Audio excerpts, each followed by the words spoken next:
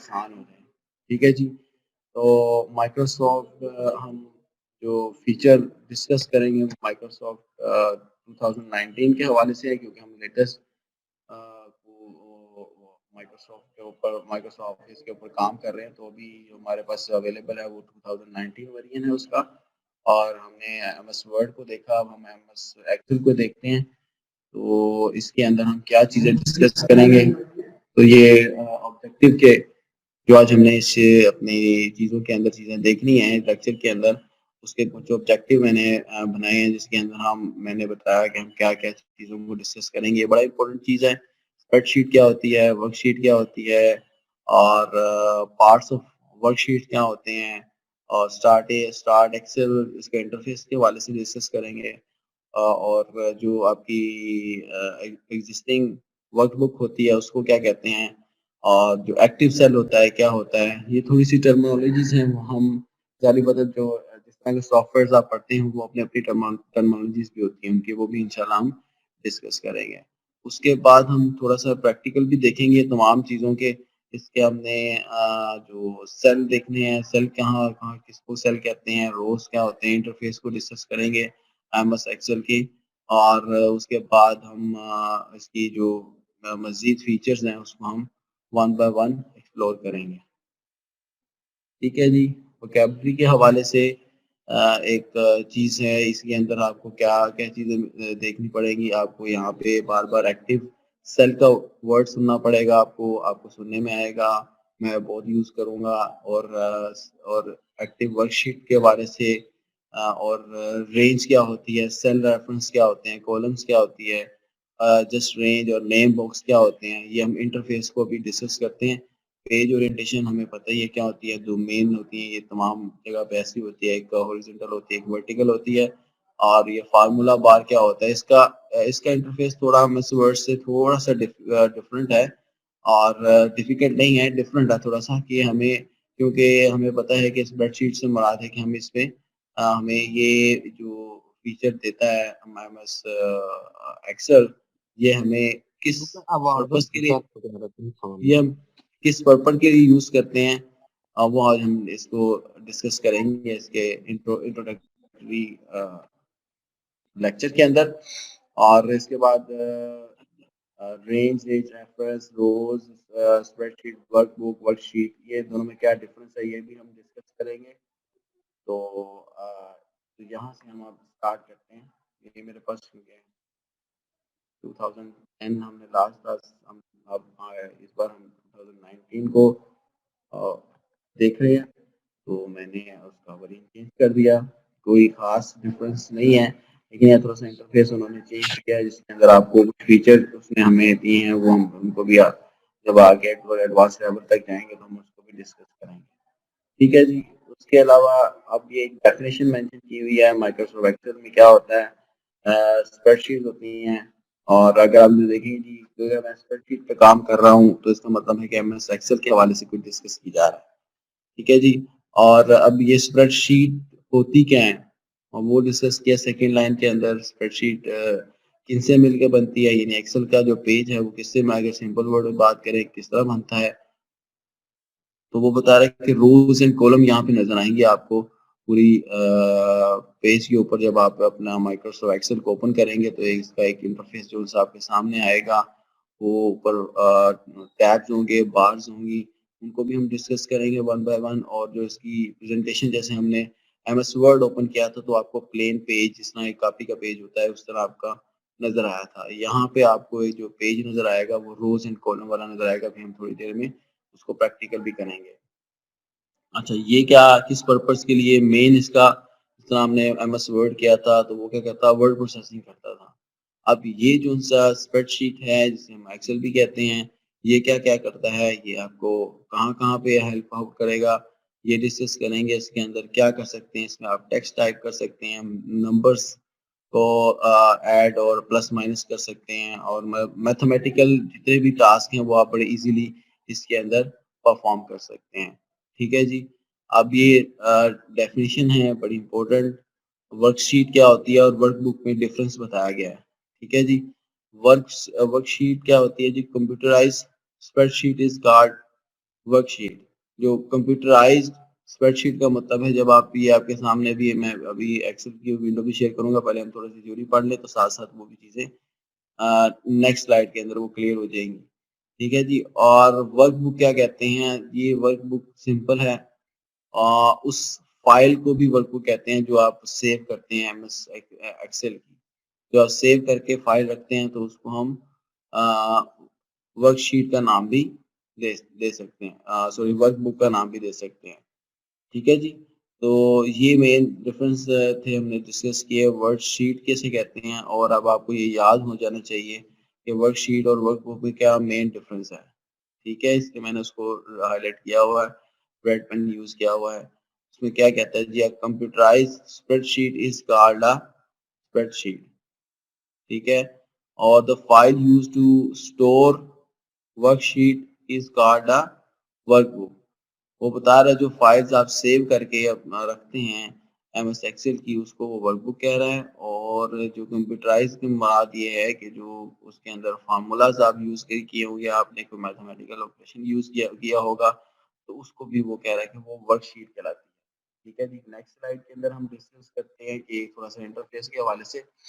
ये इंटरफेस मेरे पास अभी 2010 का ही है, और इसमें जो लेटेस्ट में है वो भी मैं इसको प्रैक्टिकल देखेंगे। यहाँ पे चीज़ें मेन यही होती हैं जो इसमें मौजूद है, थोड़ी सी आगे पीछे हो जाती हैं। न्यू फीचर के अंदर कुछ चीज़ें ऐड कर देते हैं साथ साथ न्यू वर्जन्स के अंदर। तो इसमें देखें जी, मैंने कहा था कि अब हम जब माइक्रोसॉफ्ट एक्सेल पढ़ेंगे तो यहाँ पे आपको मल्टीपल टर्मिनोलॉजीज यूज करनी पड़ेंगी, सीखनी पड़ेंगी। तो सबसे पहले सेल एड्रेस के हवाले से सेल पॉइंट क्या होता है, वर्कबुक क्या होती है, सेल क्या होता है, कॉलम, रोज, वर्कशीट और स्टेटस बार, वर्कबुक ये क्या होती है, यह चीजें हम इसको ओवरव्यू करते हैं। ठीक है जी, ये जब आप माइक्रोसॉफ्ट एक्सेल का पेज ओपन करते हैं तो आपके सामने एक इस तरह का ये पिक्चर आपको नजर आ रही होगी। इस तरह की एक विंडो ओपन होती है जब आप माइक्रोसॉफ्ट एक्सेल का सॉफ्टवेयर को ओपन करते हैं। ठीक है जी, इसमें वो बता रहा है कि जब क्या क्या होता है इसमें। सेल एड्रेस होता है, सेल पॉइंटर होता है, वर्कबुक का जो नाम सब सेव करते हैं तो वो आपके बुक वन की जगह वो उस सब नाम सेव होता है, पता लगता है कि आपकी फाइल सेव है। अदरवाइज जब ये बाय डिफॉल्ट जो सा आपको बुक वन के नाम से ही शो करता है। ठीक है, और इसके आगे थोड़ा सा चले तो आपको ये हाईलाइटेड एरिया नजर आ रहा होगा जहाँ पे A1 लिखा हुआ है। ये सेल एड्रेस होता है। सेल एड्रेस से मुराद है कि इस वक्त आप करंटली आपका जो कर्सर है या जो सेल बॉक्स है, सेल नंबर है, वो कौन सा एक्टिव है या कौन से सेल के अंदर इस वक्त मौजूद है। तो वो जो जिस सेल के अंदर मौजूद होगा उसको हम जिस तरह A1 मेंशन हुआ हुआ है यहाँ पे पिक्चर के अंदर, तो इसका मतलब है ये एक्टिव जोन सा सेल है वो A1 है। और उसके ऊपर आप मल्टीपल जोन से आप जब उसमें डार्क कलर की लाइन मेंशन होती है तो ये बताता है कि इस वक्त ये एक्टिव सेल है। मतलब जिस कर्सर आप जिस सेल के अंदर लेके जाएंगे तो वो आपका उस टाइम के लिए वो ही आपका जो सेल होगा, एक्टिव सेल होगा, वो वही कहलाएगा। ठीक है जी, सेल पॉइंटर भी कहते हैं इसको दूसरा नाम। और ये वर्कबुक के नाम से मैंने बताया कि वर्कबुक में क्या होता है, वो नाम मेंशन कर रहा है बुक वन, इसका मतलब है अभी ये सेव नहीं हुई हुई, तो जो बाय डिफॉल्ट जो सा होता है वो बुक वन के नाम से ये सेव करता है सॉफ्टवेयर। ठीक है, उसके बाद हमने चीजें डिस्कस की सेल और रोज में क्या मेन डिफरेंस है। तो सेल जो से होते हैं वो वर्टिकल होते हैं, और जो से सेल सेल कहलाते हैं वो बैक्टीरिया सेल कहलाता है वो आपका, उसको हम सेल एड्रेस भी कहते हैं।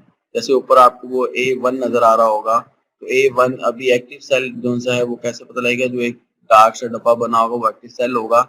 और वो उसका अगर हम कहिए इस वक्त हमारा कर्सर या इस वक्त एक्टिव सेल है वो कौन सा है, तो वो आपको सेल एड्रेस वाली बार के अंदर वो नजर आएगा, जिस तरह का भी इस वक्त नजर आ रहा है A1। इसका मतलब है कि आपका A1 जो सा है वो एक्टिव एक्टिव सेल है। ठीक है जी, रोज और कॉलम का आपको पता है। बाय डिफॉल्ट जब आप ओपन करते हैं एमएस एक्सेल को तो आपके सामने तीन मेन शीट्स नजर आती हैं। जी, अगर बॉटम में देखें तो आपको नजर आ रहा होगा by default sheet one, sheet two, sheet three, और आगे एक छोटा सा आइकन बना हुआ है जो आपको मल्टीपल फीचर प्रोवाइड करता है, उसको भी हम डिस्कस करेंगे। ठीक है, तो ये इस तरह का इंटरफेस आपको नज़र आएगा। उसके बाद और कॉलम भी डिस्कस हो गया, रोज़ डिस्कस हो गए और उसके बाद और क्या मेन चीज़ है? मेरा ख्याल है काफ़ी है ये सारी चीज़ें, ये मेन चीज़ें इन्हीं के अराउंड हम माइक्रोसॉफ्ट एक्सेल को देखेंगे और इसको सीखेंगे। ठीक है जी, तो मैं नेक्स्ट स्लाइड पे जाता हूँ। अब ये थोड़ा-सा मैंने उसको और एलाबोरेट किया है उसको ताकि वो चीज़ें आपको जो वहाँ पे नज़र आ रही थी शायद वो इतना क्लियर ना हो, तो ये आपको तमाम डिटेल के अंदर मैंने शेयर किया था उसको। क्या-क्या होता है कि वो आपको जो ऊपर वाला टूल बार होती है, उसे क्विक एक्सेस टूल बार कहते हैं। ये इंटरनेट से रिलेटेड होती है हमारे हमारे कुछ लोग जो इंटरनेट यूज़ करते हैं, तो ये वहाँ पे आपके लिए हेल्पफुल हो जाती है। रिबन्स की बात कर रहे हैं, रिबन्स क्या होते हैं? ग्रुप को रिबन का नाम दिया गया है। नेम बॉक्स नेम बॉक्स का जहाँ पे आपका एक्टिव सेल होगा, वो जब आपको शेयर करेगा, जो इन्फॉर्मेशन किस वक़्त आपका जो एक्टिव सेल है या जो सेल है, वो कहाँ पे कौन से वाला है, तो वो आपको उसका एड्रेस बताता है। ठीक है? उसके बाद फ़ॉर्मूला बार, एफएक्स लिखा हुआ छोटा-सा, इसको हम फ़ॉर्मूला बार भी कहते हैं। ये फ़ॉर्मूला बार क्या करता है कि आपके जो भी आपने फ़ॉर्मूला लगाना होता है किसी वैल्यू के ऊपर या किसी डाटा के ऊपर, तो आपको यहाँ पे मेंशन होता है कि आपने बेसिकली किया क्या है अपने उसके साथ अपनी माइक्रोसॉफ्ट एक्सेल की फाइल के साथ। उसके बाद रोज़ नंबर होते हैं और ऊपर आपको जो ये डिजिट में नज़र आ रहा होगा 1, 2, 3 और ऊपर अल्फ़ाबेट्स में नज़र आ रहे होंगे एबीसी। तो इसको जो एबीसी की फॉर्म में होते हैं उनको हम कॉलम लेटर कहते हैं और जो डिजिट की फॉर्म में होते हैं 1, 2 जैसे उसको हम रो नंबर्स भी कहते हैं, नंबर ऑफ रोज़ कहते हैं कि 3 नंबर ऑफ रोज़ इसके अंदर मौजूद हैं। तो उसके बाद अगर आप थोड़ा-सा बॉटम में देखें तो शीट 1, शीट 2, शीट 3 ये बाय डिफ़ॉल्ट 3 शीट्स होती हैं और अगर हम व्यूज़ के ऊपर राइट साइड के ऊपर कोने पे देखें तो हमारे पास ज़ूम इन, ज़ूम आउट और साथ ही छोटी-सी विंडो नज़र आ रही हैं। तो ये क्या करती हैं, ये व्यू जो है जो उसको बेहतर दिखाने के लिए ये जो-सी ऑप्शंस हैं उसको हम यूटिलाइज़ कर सकते हैं। ठीक है? इसमें और कौन-कौन से फीचर हैं उसको हम देख सकते हैं। अच्छा, ये थी छोटी-सी एक इंट्रोडक्शन। अब इसको मैं आपको प्रैक्टिकल करके दिखाता हूँ यहाँ से। इसके बाद बल्कि ऐसा करें आप थ्योरी है, थ्योरी को रीड कर लें, फिर हम प्रैक्टिकल की तरफ जाते हैं। फिर आप देखिएगा जो चीज़ें हमने डिस्कस की हैं वो आपको कहाँ-कहाँ नज़र आ रही हैं। नेक्स्ट स्लाइड को अगर आप देखें तो उसके अंदर क्या है, उसमें वर्कबुक के हवाले से बताया गया है कि वर्कबुक क्या होती है। ठीक है जी। अगर आप लोग लिख रहे हैं तो मैं 1 मिनट वेट कर लेता हूँ, आप उतनी देर इसको टाइप कर लें, नहीं तो मैं साथ-साथ इसको सुनते जाएँ और चीज़ें आपके ज़हन-नशीं होती जाएँ। ठीक है जी। इसमें क्या है जी each workbook contain 3 worksheet by default. ठीक है जी, वर्कबुक हमें आपको बताया था क्या होता है जब वो पूरी फ़ाइल को एक्सेल की फ़ाइल को वर्कबुक का नाम दे रहा है। कई कह रहा है जी वर्कबुक क्या होती है, एक एक्सेल की जो-सी जिसपे उसने टाइप किया होता है उसमें क्या होता है वो जो-से आपके वो वर्कबुक कहलाती हैं उनकी। ठीक है जी, वर्कशीट्स कहलाती हैं सॉरी। तो अब बाय डिफ़ॉल्ट जब आप ओपन करते हैं तो बॉटम के ऊपर मैंने अभी आपको थोड़ी देर पहले दिखाया भी, क्या होती है इसके अंदर 3 शीट्स बाय डिफ़ॉल्ट पड़ी होती हैं, आपकी मर्ज़ी है कौन सी शीट पे काम करना है, उस पे क्लिक करें तो आप उसपे काम स्टार्ट कर दें और साथ-साथ सेव करते जाएँ कंट्रोल एस से। और फिर उसके बाद उसमें एक्टिव वर्कशीट और एक्टिव सेल उसमें यही डिफरेंस है कि अगर आपका जो कर्सर है इस वक़्त कहाँ मौजूद है, वो कौन-सी इंडिकेटर दे रहा है आपको आपके डेटाबेस के हवाले से, आपको आपके एक्सेल के हवाले से, तो वो आपको बताएगा कि इस वक़्त कि आप कौन-सी वाली शीट के ऊपर मौजूदा से हम एक्टिव शीट कहते हैं। इसको मैं एक दफ़ा आप बस सिर्फ थ्योरी देख लें, बाकी इसको प्रैक्टिकल भी करके देखते हैं। कॉलम और रोज़ क्या होती है, कॉलम और रोज़ हमें पता है जनरल चीज़ें हैं, क्या-क्या होती हैं। कॉलम्स होते हैं वो वर्टिकल होते हैं और जो रोज़ होती हैं वो हॉरिज़ॉन्टल होती हैं। मैंने थोड़ी देर पहले इसको डिस्कस भी किया, बताया भी आपको। ठीक है जी। और फिर उसके बाद हम थोड़ा-सा कॉलम को देखें, कॉलम क्या वो क्या डिफ़ाइन कर रहा है। Columns appear vertically and are identify by the letter. अच्छा ठीक है, इसको आप देख लें कि जो ऊपर आप मैंने बताया था कि जिस तरह के ऊपर आपको ABC लिखी हुई आ रही थी नज़र, तो वो क्या कह रहा है कि वो कॉलम्स के मेंशन करती हैं कि जो ऊपर ABC लिखी होती है वो बताता है ये कॉलम्स हैं, और नीचे जो आपके सीरियल नंबर लिखे हुए थे वो आपको वो बता रहा है कि वो हॉरिजॉन्टली होते हैं और वो आइडेंटिफाई करते हैं हमारे रोज कॉलम को, नंबर्स को। ठीक है, और इसके बाद हम सेल को पढ़ लेते हैं। सेल क्या होता है? Cell is a intersection of a rows and column.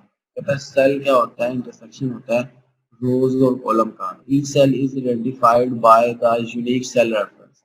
अच्छा, अब ये सेल रेफरेंस क्या होता है इसको भी डिस्कस करते हैं। ये भी टर्म है, हम आगे भी चलते जाएंगे, हमें नई नई टर्म्स जो सी हैं वो देखने को मिलेंगी।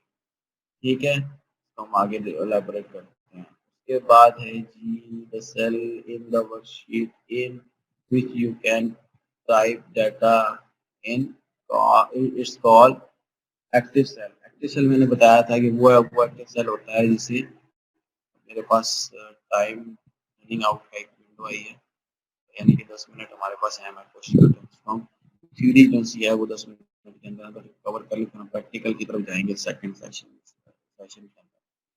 ठीक है जी, नेम बॉक्स अभी हमने डिस्कस किया। नेम बॉक्स क्या होता है? जिसमें सेल का रेफरेंस बताया जाता है, उसको हम नेम बॉक्स का नाम देते हैं। ठीक है जी, और थोड़ा सा आगे चलते हैं। फार्मूला बार को हमने डिस्कस किया था। फार्मूला बार क्या होता है? जो भी आप फार्मूला लगाते हैं या जो मैथमेटिकल ऑपरेशन करते हैं वो उस बार के अंदर आपको जाके करना पड़ता है, और जब आप उसमें कोई परफॉर्म करते हैं तो आपको नीचे रिजल्ट आपको अच्छी शीट के ऊपर नजर आता है कि आपने क्या एग्जैक्टली क्या वो परफॉर्म किया।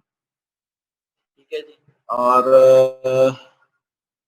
ठीक है, अब यहाँ पे हम क्या करते हैं, मैं आपको मैंने ओवरव्यू दिया एक इंटरफेस के हवाले से। हम उसको प्रैक्टिकल देखते हैं। मैं उतनी देर अपने एक्सेल की एक शीट ओपन कर लेता हूँ और उसकी जगह उसको आपको रिव्यू कराता हूँ। ठीक है जी, समझ आ गई अभी तक के लिए? अभी इसमें मुश्किल चीज तो कोई नहीं थी, एक जनरल चीजें हमने हमारे पास एक एक्सेल की शीट नजर आ रही है आपको। ये एक्सेल की शीट में से बस मैं जहाँ जहाँ ये कर्सर लेके जा रहा हूँ, अभी हमने पढ़ा था ये एक कर्सर लेके जाएंगे और वो जो थोड़ा सा हाईलाइटेड होगा, जो मतलब उसका इर्द गिर्द जो एक डब्बा बना होगा उसको हम क्या कहेंगे? Active cell. इसको नाम कहते हैं एक्टिव सेल। अभी ये देखिए, ये मैं जहां भी क्लिक कर रहा हूँ तो ये आपका कर्सर जो है वो मूव होके उस सेल के अंदर जा रहा है। एक हमने सीखा ये सब एक्टिव सेल है। अब हम देखें एक्टिव सेल का एड्रेस क्या है, और वो हम देखेंगे आपके लेफ्ट साइड के ऊपर टॉप के ऊपर, ये जहाँ पे आपको ये मैंने क्लिक किया J14, जे, देखो अब मैं चेंज कर लेता हूँ फॉर एग्जांपल ये L11। इसका मतलब क्या है कि एल वाला कॉलम है। अभी हमने सीखा कि जो ये अल्फाबेट्स में होते हैं वो कॉलम कहलाते हैं, और ये जो डिजिट्स में होते हैं वो रोज कहलाते हैं। तो जो ये सेल एड्रेस है, ये जो आपके पास नेम बॉक्स जिसे कहते हैं, आप मैंने इसको थोड़ी देर कर्सर रखी तो नाम भी शेयर हो जाता है। इसको एड्रेस बार भी कहते हैं, नेम बार भी कहते हैं, दोनों चीजें कहते हैं।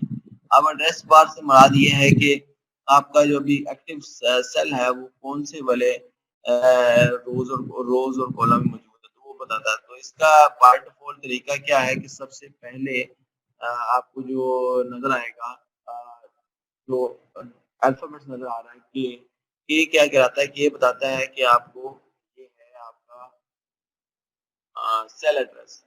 ठीक है, और 11 है रो नंबर। यानी कि वो कहने का मतलब है कि आपको जो सेल इस वक्त है वो के कॉलम, और जो 11 रो नंबर 11 है वहां पे ये मौजूद आपका कर्सर जो सा आपका एक्टिव सेल है। ठीक है, ये उसका एड्रेस है, नेम वहां पे आपके सामने मेंशन हो रहा है। उसके साथ इसके साथ ही आगे मैंने अभी हमने थोड़ी देर पहले डिस्कस किया था, ये एक लंबी सी बार होती है, इसको हम फार्मूला बार भी कहते हैं। ठीक है, यहाँ पे हम मैथमेटिकल फाइल है इसको ओपन है।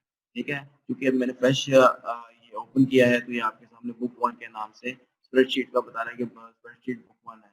बुक वन के अंदर आप मौजूद है। अच्छा, हमने डिस्कस किया था, बताया था आपको कि जब आप बाय डिफॉल्ट जो पुराने 2013 के अंदर क्या होती थी, ये बॉटम पे देखें शीट वन के नाम से, तो यहाँ पे क्या होती है 3 शीट बाय डिफॉल्ट मौजूद होती थी। अभी इसमें एक है, अगर आप ऐड करना चाहें, ये प्लस का साइन है, आप इसमें ऐड भी कर सकते हैं, शीट नंबर 2, शीट नंबर 3। ठीक है जी, ये 3 इस तरह हम ऐड कर सकते हैं। अभी जो हाइलाइटेड होगा वो आपके पास उस वक्त हम उस शीट नंबर के अंदर मौजूद होंगे। अभी हम शीट नंबर 1 में है, तो ये कर्सर हमारा एक्टिव सेल है, वो एक्टिव सेल का हमने देख लिया, उसके बाद उसका एड्रेस देख लिया, फार्मूला बार देख लिया। अब आपको मजे की चीज बता सकते हैं, बताता हूँ कि आपने क्या करना है। अब क्वेश्चन उठता है कि एक एक्सेल शीट के अंदर हम कितने कितने रिकॉर्ड्स जो सी हैं वो टाइप कर सकते हैं, यानी कि एक जो शीट नंबर 1 है इसके अंदर टोटल नंबर ऑफ कॉलम्स कितने हैं और नंबर ऑफ रोज कितने हैं।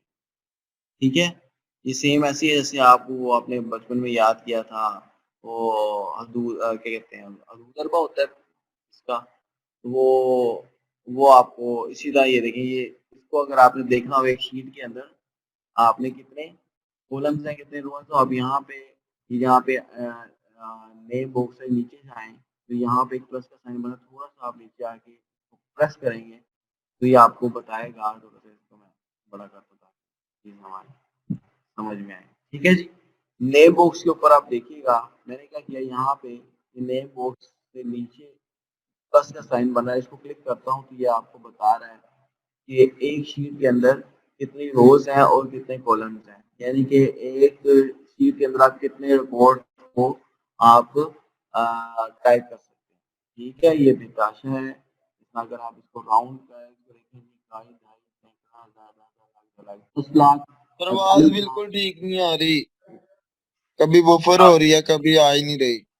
बेटा आपकी साइड का नेट का इशू होगा, बाकी तो ठीक आ रही है सबको। अरे जो इस वक्त हमने एक्टिव सेल को डिस्कस किया, उसको देखा कि एक्टिव सेल का एड्रेस क्या है, उसके बाद हमने देखा कॉलम्स किससे कहते हैं, रोज क्या होती हैं, और कॉलम की निशानी क्या होती है, रोज की निशानी क्या होती है, और फिर उसके बाद मैंने बताया कि हम एक शीट के अंदर हमारे पास टोटल नंबर ऑफ रोज कितनी है और नंबर ऑफ कॉलम कितने हैं।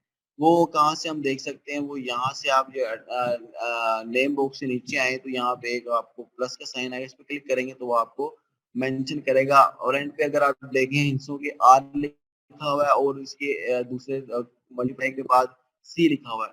आर फॉर रोज है और सी फॉर कॉलम है। अगर आपको पेपर में क्वेश्चन आता है कि कितने नंबर ऑफ रोज हैं आपकी एक एक्सेल शीट में, तो आपको ये फिगर लिखना होगा।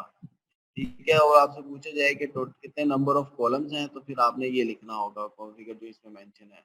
ये 16,384 कॉलम है इसके अंदर, और जो रोज हैं वो मैंने अभी जिससे पहले बताया था आपको कि क्या था, 10,48,576। ठीक है जी, इतने रिकॉर्ड आपके एक शीट के अंदर आ सकते हैं। तो ये लिहाजा एक काफी शुरू शुरू के अंदर ये डेटाबेस के तौर पे भी इस्तेमाल होती थी। आवाज अब तो बेहतर होनी जानी चाहिए, मैसेज आपके आए हुए। खैर एनीवे, ठीक है जी, ये ठीक है चीजें आज सर हमने आपको आवाज। चलो ठीक है। ठीक है, साथ साथ मैं आपको सिर्फ हमने ये एक ओवरव्यू किया है, थोड़ा सा इंटरफेस के हवाले से डिस्कस किया है हमने। अब इसमें देखिए, इसमें चेंज क्या है, एक नई चीज क्या आई है इसके अंदर, बाकी वो टैब जो आस्ते आस्ते हम इसको देखेंगे, टैब जो बाय डिफॉल्ट वही है जैसे हमने उसमें देखे थे माइक्रोसॉफ्ट वर्ड में।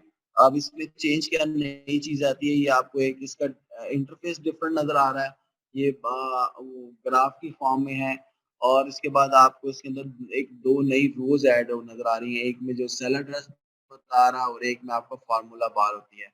बाकी तकरीबन देखें तो आपको वही उसी तरह की चीज नजर आ रही होगी जिसने हमने एमएस वर्ड में देखी।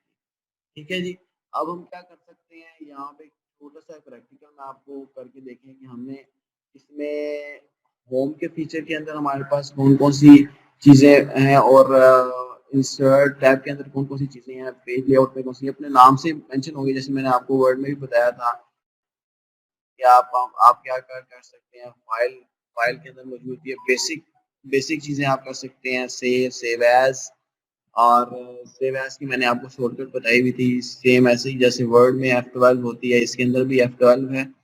और उसके बाद होम के टैब में है तो वही ये फ़ॉन्ट से रिलेटेड है, ये अलाइनमेंट से रिलेटेड है, और ये नंबर से रिलेटेड है। यहाँ पे ये चीज़ें हम आगे वक्त के साथ साथ सीखेंगे, इसके अंदर नंबर्स के अंदर हमारे पास क्या क्या चीज़ें।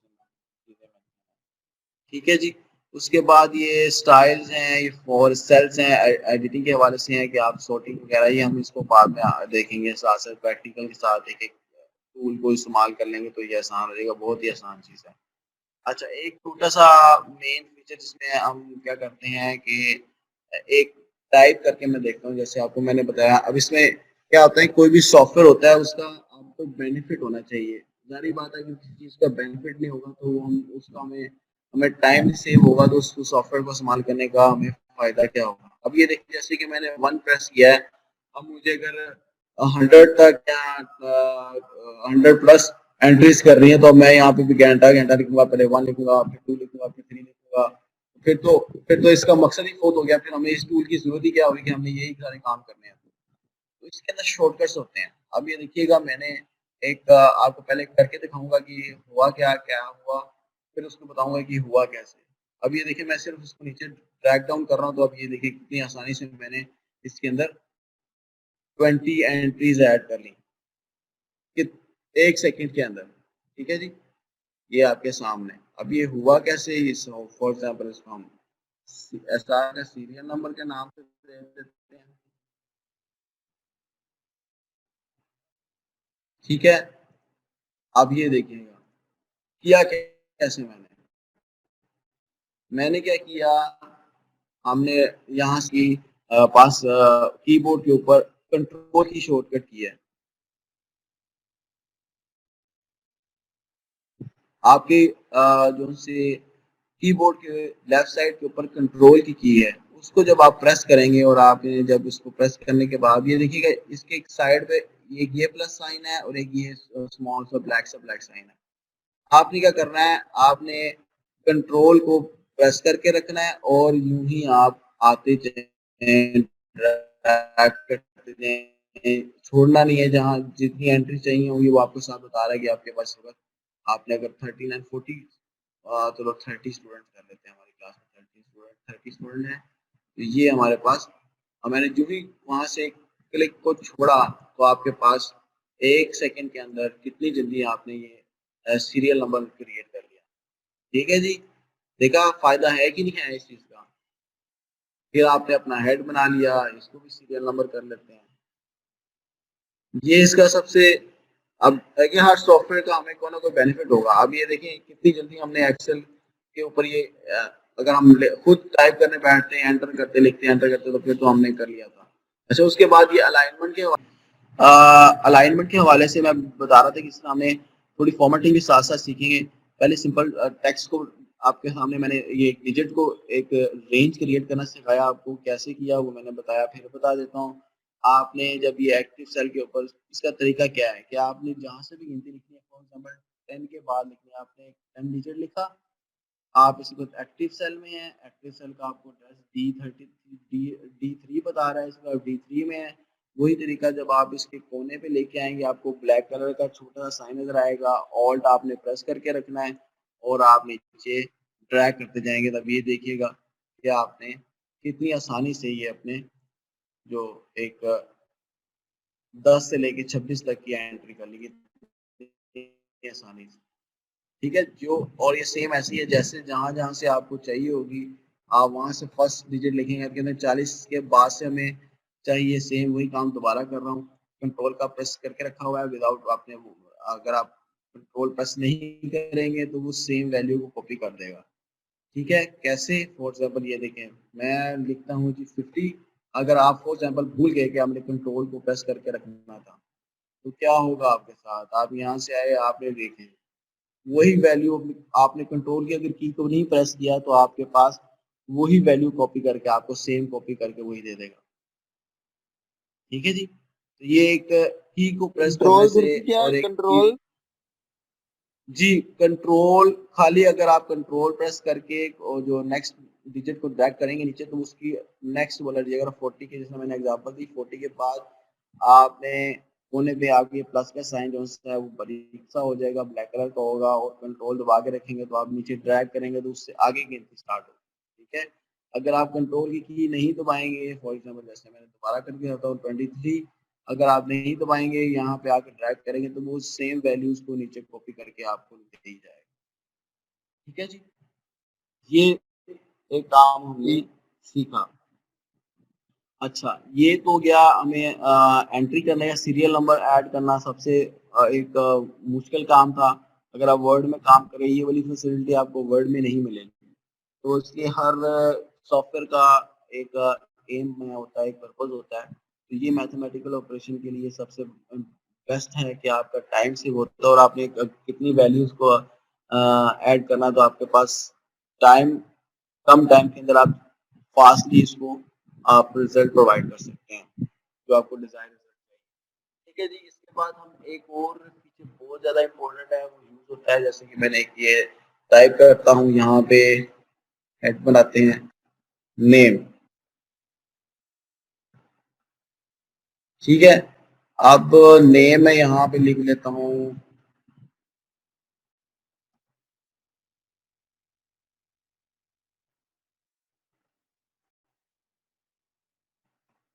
अब दोबारा हो गया।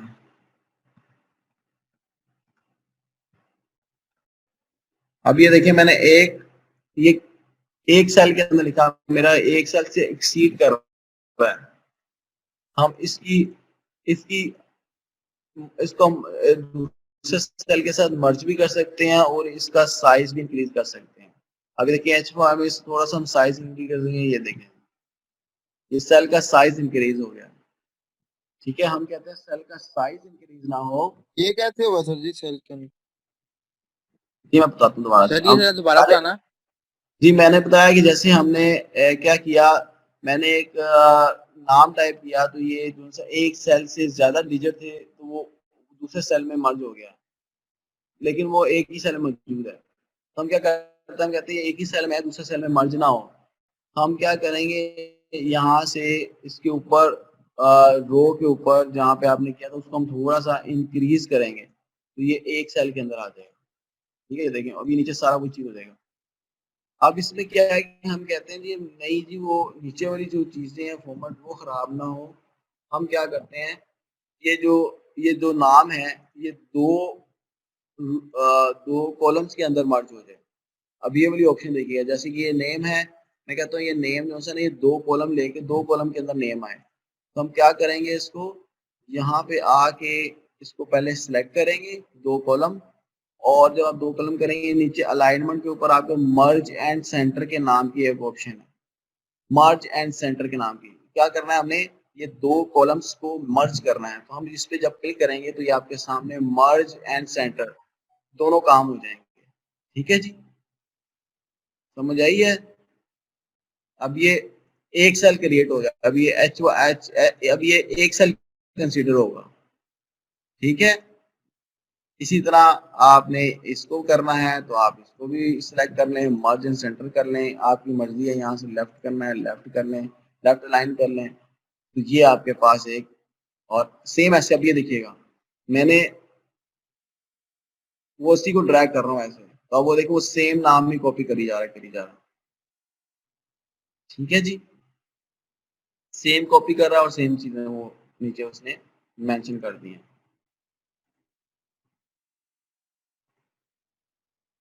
अच्छा, अब क्या कर सकते हैं, हम कहते हैं जी और हम क्या काम करें, हम कहते हैं ये बोल्ड हो जाए तो हम बी से भी कर सकते हैं, कंट्रोल बी से भी कर सकते हैं।